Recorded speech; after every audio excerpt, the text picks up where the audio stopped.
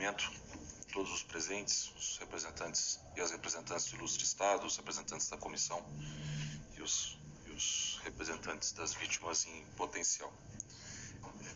São vários pontos com o intuito de facilitar. Eu vou pedir que todos leiam por escrito, tá? Acho que é mais fácil. O primeiro deles diz respeito à lista das vítimas. Eu pediria, em primeiro lugar, à comissão que detalhasse. Eu ouvi a explicação de agora, mas para mim ainda não está claro, tá? Qual foi o critério para se chegar à lista de vítimas constante no anexo único do informe de mérito?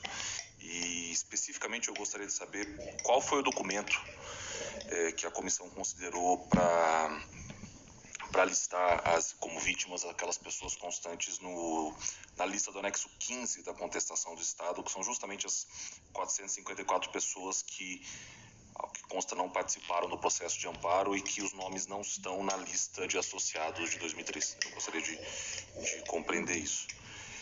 E pediria também agora aos representantes das vítimas em potencial, em primeiro lugar, eu fazer detalhado, fazer por escrito, né, que indiquem se reconhecem a lista de associados que foi atualizada em 8 de abril de 2003 e que foi tomada como documento de base para a delimitação das vítimas no âmbito do recurso de amparo através da resolução 222 de 2013. E se não reconhecerem essa lista de associados, que indiquem os motivos e, eventualmente, qual é a lista que reconhecem. Esse segundo ponto é muito importante, que apresentem, se possível, a lista de associados que vigorava em agosto de 1990, que é justamente o ano da interposição do recurso de amparo, e que indiquem quais foram os parâmetros para a elaboração da lista e destacando qual foi a fonte através da qual concluíram quais eram as vítimas que foram beneficiárias da sentença de amparo.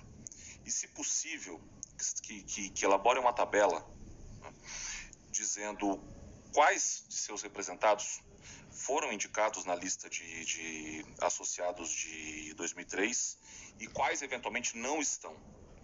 E para aqueles que não estão, que apresentem uma justificativa de sua inclusão como beneficiários em potencial da sentença de amparo. Que indiquem também quais de seus representados estão indicados no anexo único da comissão, isso é muito importante, e que indiquem eventuais representados que estão presentes na lista de associados, mas que não estão na lista constante no anexo único trazida aos autos pela comissão, ou eventualmente o contrário disso. Esse seria o meu primeiro pedido. Em segundo lugar, mudando agora um pouco o objeto, mas eu pediria à comissão que, no que tange ao marco fático que foi delimitado no informe de mérito, que esclareçam se consideram ou não que o processo de liquidação e as dispensas decorrentes desse processo se integram ou não o marco fático e se, portanto, são alvo ou não da análise de eventual responsabilidade estatal no presente caso. Eu gostaria que isso fosse esclarecido, ou se a comissão compreende que a análise deve se restringir ao processo de amparo e à sua posterior execução. Considerando que essa controvérsia persiste, pediria que a comissão se posicionasse em relação a isso.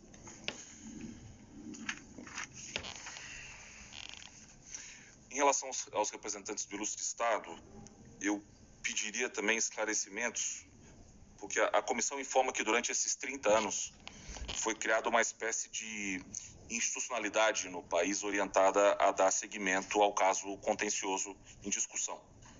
A comissão se refere a essa comissão de fiscalização que foi encarregada de supervisionar o caso.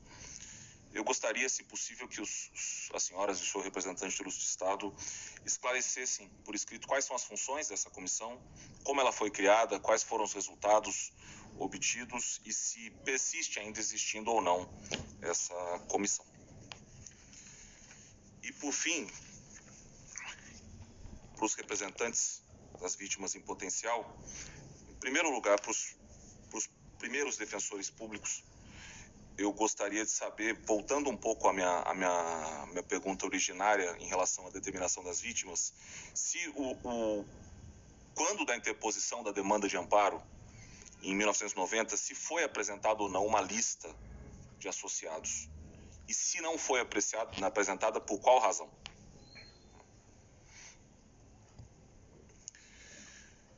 E eu gostaria de saber a situação atual do sindicato. Se houve cancelamento do seu registro em algum momento, ou consta que o registro teria sido cancelado, eu gostaria de ter um esclarecimento em relação a isso.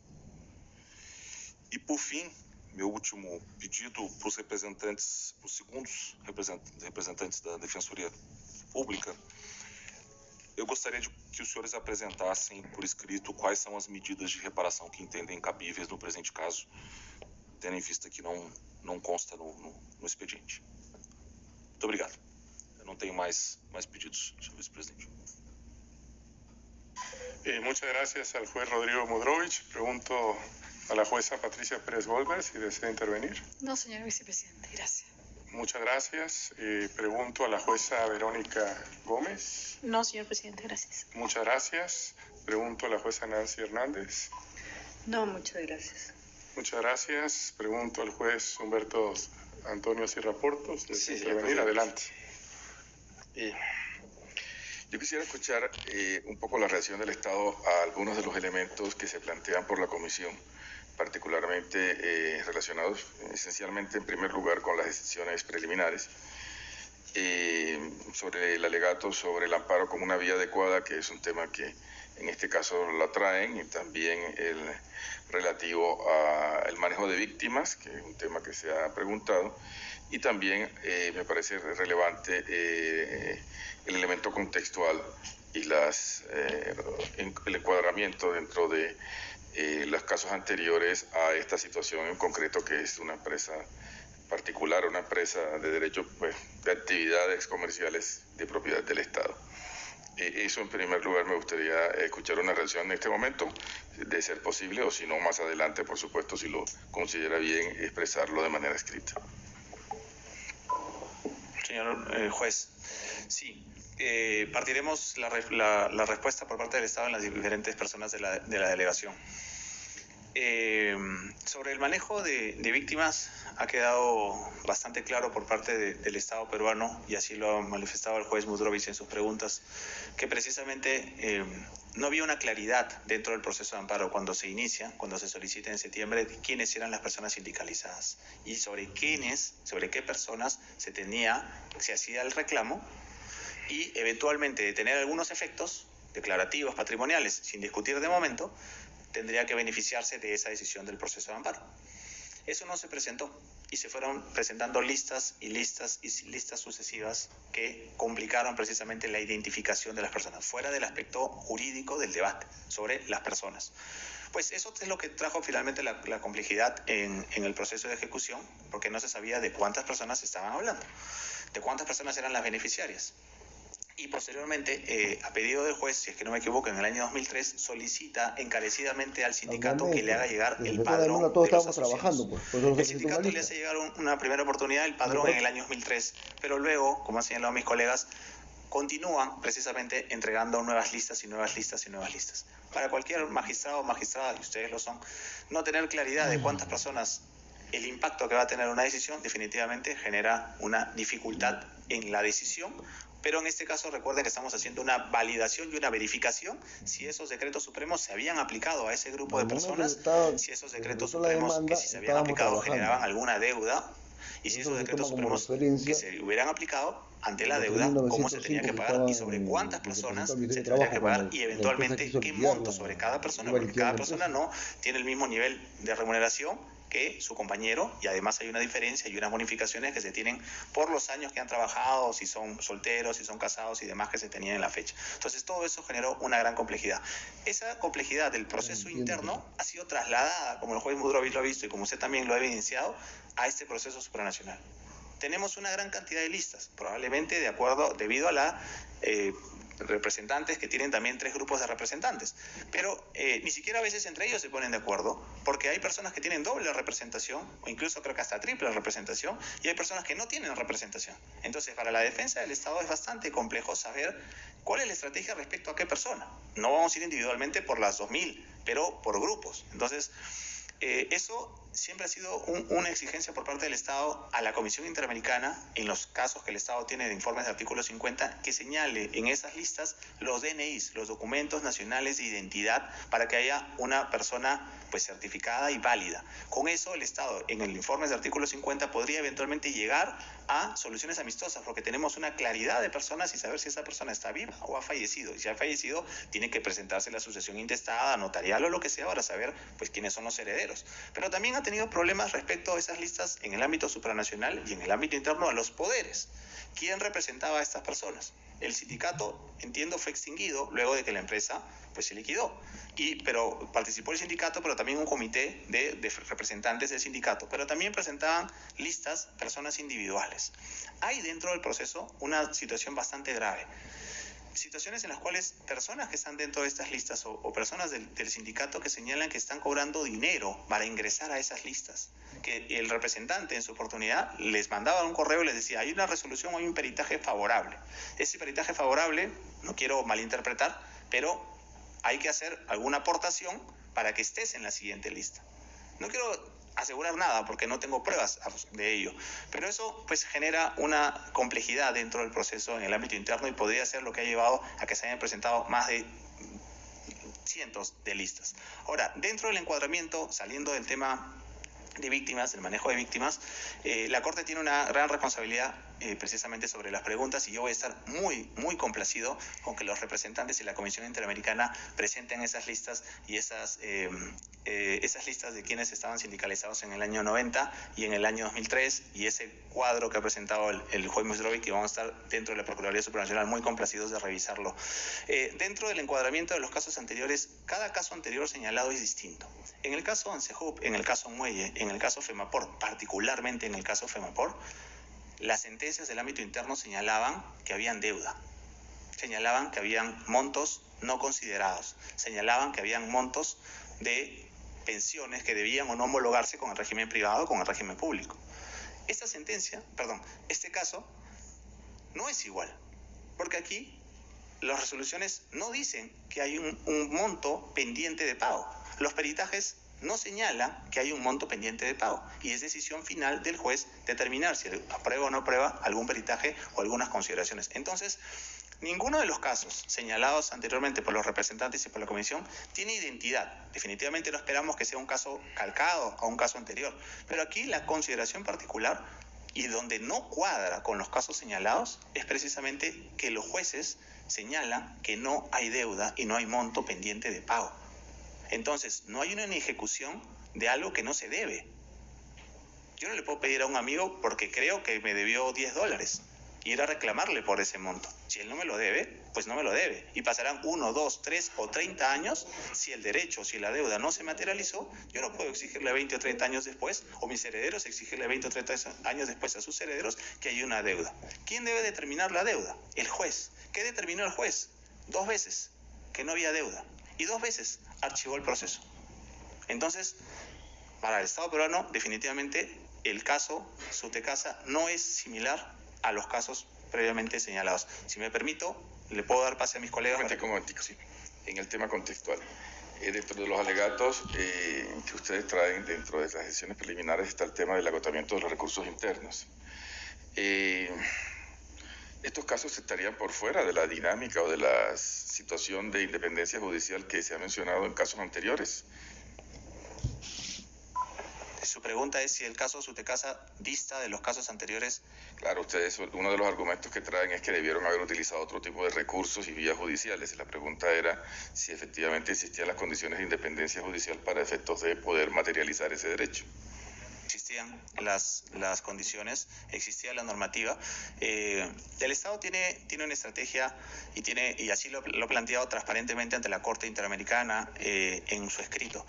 La vía correcta, señalan los especialistas y los peritos, debió haber sido la vía laboral, porque tú estás reclamando un pago, una remuneración, si se te aplicó, si te dedujo. ¿Y cuál es la vía correcta? Que es un proceso de cognición donde se pueden presentar pruebas. Pues la vía laboral. En esa vía, si uno va y reclama, si alguien me debe por un tema remunerativo, ese salario, por así decirlo, genera un impacto en todos los beneficios sociales, en vacaciones, truncas y en todo lo que sea. Entonces, si ese era el debate central, eso era lo que esperaban los representantes de Sutecasa debieron haber ido a la vía laboral, en donde había pues los mecanismos para discutir individualmente y colectivamente cuáles eran los derechos que les correspondía y eventualmente cuáles eran los montos que se debían y eventualmente cómo se iba a pagar ese monto. En un amparo definitivamente no es la vía correcta, porque el amparo puede tener sentencias de condena o sentencias declarativas, sentencias de hacer o no hacer, pero esta sentencia lo que pedía era la inaplicabilidad, la inaplicación de esos decretos. Y los decretos se inaplicaron, y lo han visto ustedes en la tabla, en la línea de tiempo, cronológicamente. No es más difícil que revisar cronológicamente y ver que no se aplicaron temporalmente. Y además existía una medida cautelar que señalaba por parte del juez que se inapliquen los decretos. Y ECASA presentó información que precisamente señalaba que no había aplicado los decretos. ¿Qué hizo el juez? Hizo un control judicial. ¿Qué hubiera pasado si el juez hubiera hecho solamente la sentencia declarativa y hubiera decidido archivo y no tengo nada que ver con el caso? Probablemente estaríamos en esta Corte Interamericana siendo responsabilizados porque ese recurso no era idóneo y efectivo. Pero ¿qué es lo que hizo el juez? Y lo señaló el perito Apolín y lo señala el Estado en su contestación.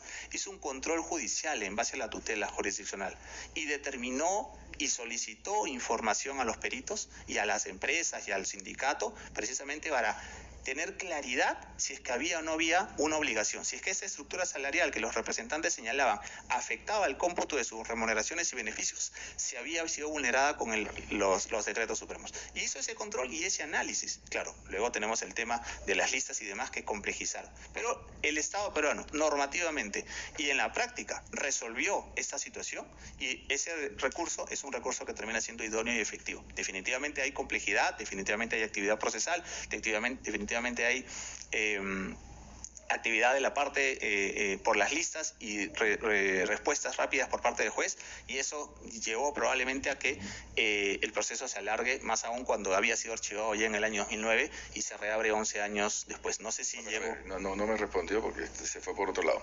Disculpe.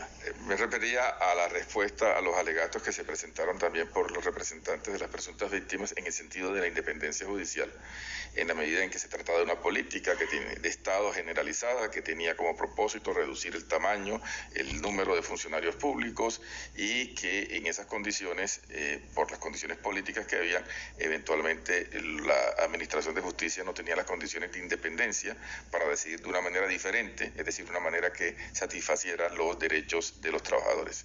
A eso me refiero. Ahora sí le comprendí la pregunta, las disculpas. Pues la situación contextual definitivamente no se puede negar. Era un periodo, y fue señalado ayer en las preguntas, de hiperinflación y un periodo complejo. Dentro de eso había definitivamente empresas que fueron pues liquidadas en el ámbito del proceso, pues, algunos de privatización. Pasó en Perú y pasó en otros países. Eso es algo que no son detalles fácticos. Pero eso no es parte de la controversia. Eso no generó que los jueces pierdan su independencia judicial. Eso no generó que ese contexto de supuestamente incertidumbre judicial, ese contexto en el cual los jueces veían que el gobierno privatizaba una empresa o cerraba algo, no generó en los jueces una situación que haga que no puedan aplicar control difuso, control concentrado de las normas, que finalmente lo realizaron. Los hechos fácticos lo demuestran. El juez no tuvo ninguna incidencia ni ninguna presión. El juez resolvió de acuerdo a derecho. Y si ese juez hubiera determinado que había deuda, pues se hubiera tenido que pagar. Otro hubiera sido el escenario, pero no estamos en este momento en ese escenario. No, perfecto. ¿Y algo más que van a complementarlo de manera breve? Sí, muchas gracias.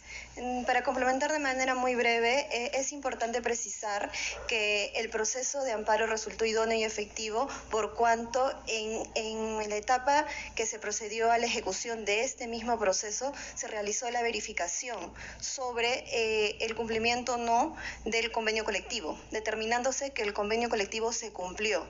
Es así que debe quedar establecido que se emitió una sentencia y el juez en proceso de ejecución realizó la verificación del cumplimiento de la inaplicación de los decretos supremos y además determinó si existió o no deuda. Y como ya se señaló, en este caso se determinó que no existió deuda. Y de haber existido alguna deuda, pues definitivamente hubiese procedido las acciones correspondientes para el pago. Pero en este caso se determinó como recurso idóneo y efectivo que no existió deuda en dos oportunidades, en el año 1999 y fue ratificado en el año 2021, archivándose definitivamente el proceso. Muchas gracias.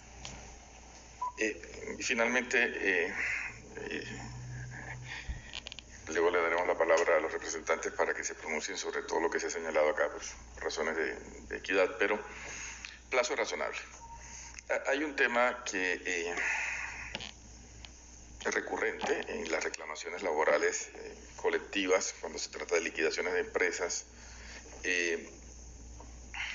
Se producen procesos de liquidación, procesos de regularización, de pago de emolumentos laborales de todo tipo, y son procesos que por regla general, y esa ha sido la experiencia por lo menos en nuestro contexto, son largos. Son largos por lo que aquí ustedes han señalado. Pues, se hacen pagos y si las personas no están satisfechas o consideran que no son correctas las liquidaciones y siguen realizando las reclamaciones, y normalmente duran décadas en general. Si bien les entiendo a ustedes en la tesis que traen es, hay que dividir toda esta reclamación en dos momentos. Una, con la primera cierre, en donde el objeto del debate era esencialmente el alcance del amparo, de la aplicación del amparo, perdón, de los decretos. Se concluyó, pero luego se siguieron y se reabrió, pero se reabrió para escuchar una serie de reclamaciones de pagos individuales, entre otras cosas que se volvieron, que se mencionaban a propósito de la aplicación de los decretos, pero que eran reclamaciones de todo tipo. Esa es más o menos la idea que ustedes están señalando, y que inicialmente ya se había cerrado, ya se agotó este caso. Lo que pasó fue que se abrieron los cauces para seguir conociendo de las nuevas reclamaciones, adicionales reclamaciones que se presentaban. Es más o menos así como podría presentarlo, y si no, por favor, precísenmelo. Un segundo. Sí, señor juez. Los pagos o los reclamos individuales no necesariamente se dieron en esta segunda etapa del proceso. Las personas se acreditaban, las personas señalaban o pedían copias, porque ¿qué es lo que decía el juzgado? Y está señalado en la contestación y está señalado en las pruebas. El juzgado, ante la sobreabundancia de listas de personas que se representaban, incluso conflictos entre las propias personas, y no quiero dejar de olvidar la sustracción de 2 resoluciones por parte del representante de SUTECASA del proceso interno, porque eso tampoco debemos de dejar de lado. ¿Con qué fines? Valga saber. No entiendo. Explíqueme eso. Se sustrajeron, pretendieron sustraer 2 resoluciones del expediente por parte del representante de SUTECASA. Fue identificado finalmente dentro del archivo del documento, fue identificado y fue multado.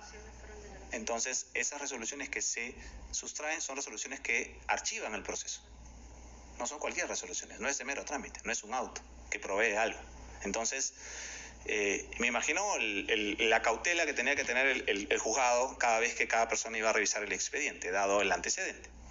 Bueno, los pagos o los reclamos, o las solicitudes eran de acreditaciones, pero también eran de personas que ante las respuestas del juez, cuando proveía, decía: esto está archivado, se deja la vía para que la persona reclame oportunamente en la vía que corresponda.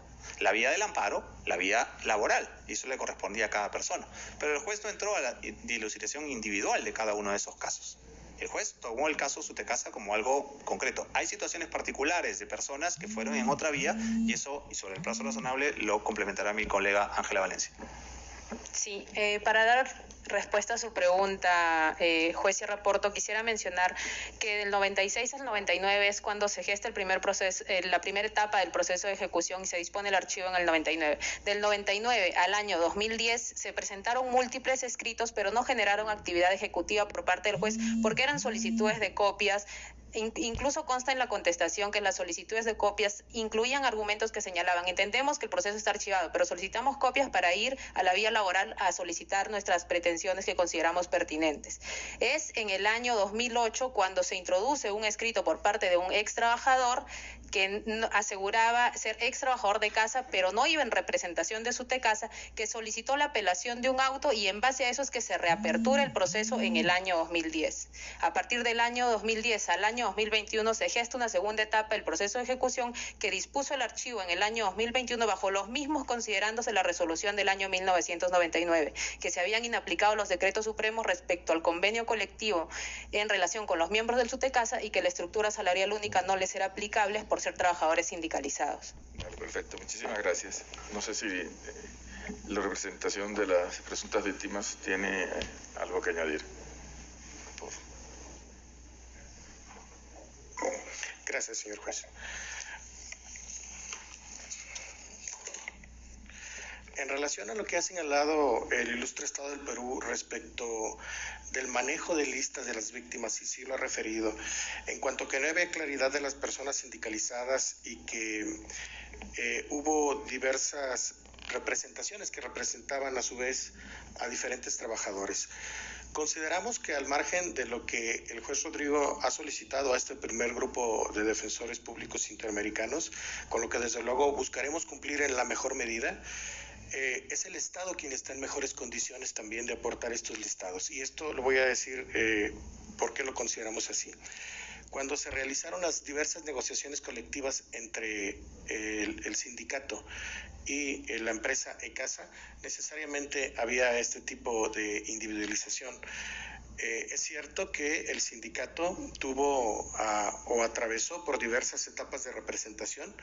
Sin embargo, lo que entendemos nosotros, que a diferencia de lo que señala el Estado en relación a las personas que fueron concurriendo a lo largo de todos esos años solicitando también verse beneficiado con esta determinación, que probablemente pudieran no estar en alguna de las listas que fueron allegadas por diferentes representaciones o personas que se rogaban representación de ese sindicato, ello de ninguna manera consideramos que limitaría el derecho de estas personas a verse beneficiados.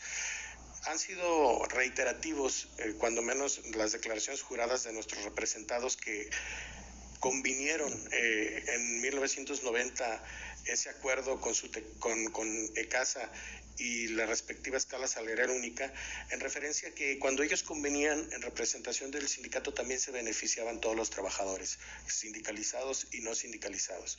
Luego entonces consideramos que al existir igualdad de derechos, igualdad de actividad, pues también debería existir una igualdad de beneficio respecto de ello.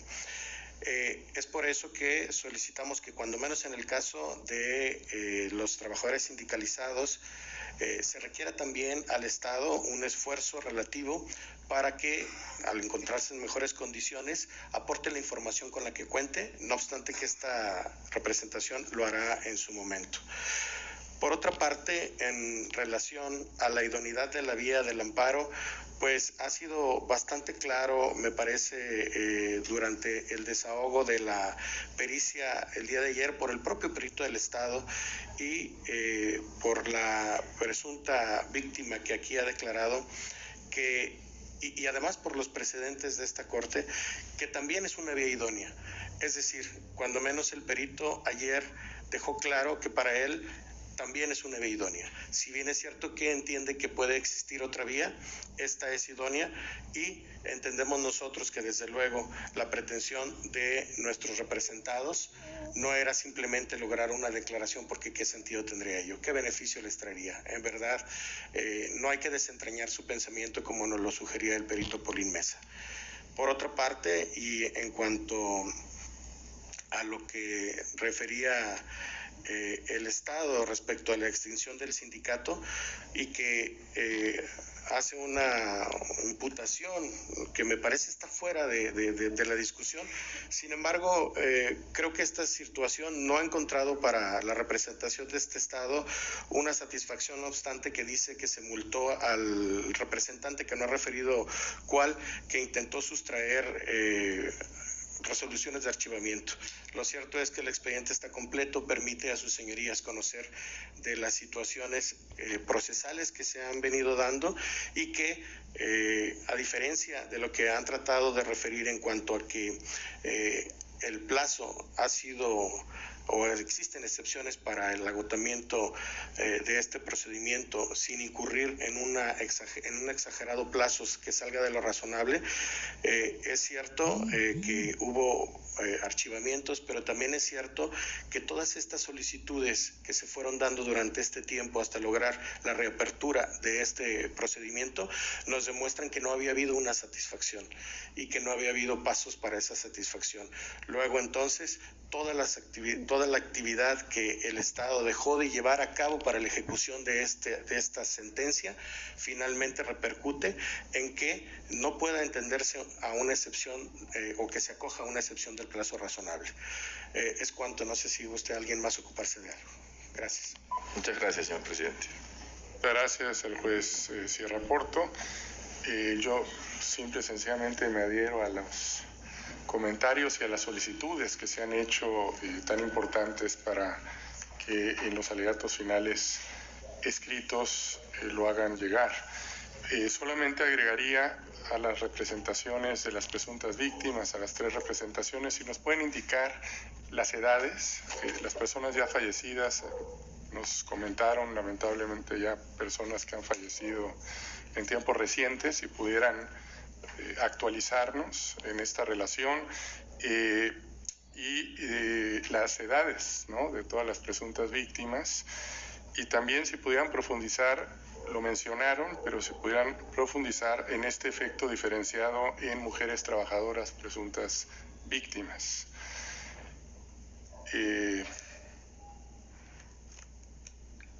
Y nada más, por supuesto, para los alegatos finales escritos.